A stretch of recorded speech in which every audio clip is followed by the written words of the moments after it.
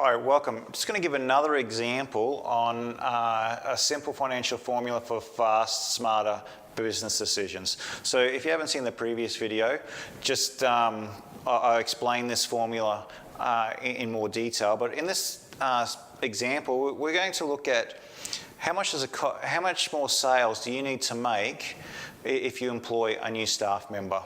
So we're using our formula, the fixed expenses, or the operating expenses, divided by the gross profit percentage.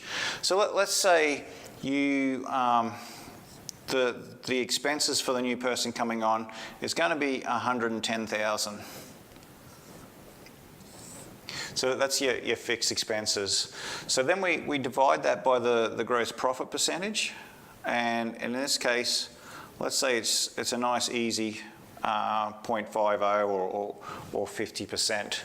So once you divide the 110 divided by 0.5, it's 220,000.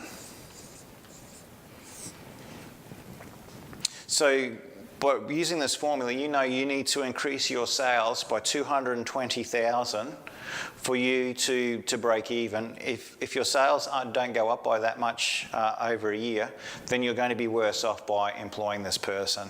The same thing could be done for leasing a new building. If you're going to a new building and let's say you're currently paying 50,000, let's go over here, you're currently paying 50K, and the new building is going to cost you 100K.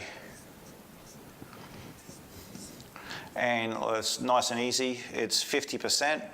So you move from one building, it's going to cost you 100K. You're currently paying 50, so it's going to be a 50K difference. It's going to be an increase of 50K. So that means you need to sell an extra 100K to cover that expense. So this is just a simple formula to help you make faster and quicker decisions without having to go to an accountant or to do financial modelling. Thank you.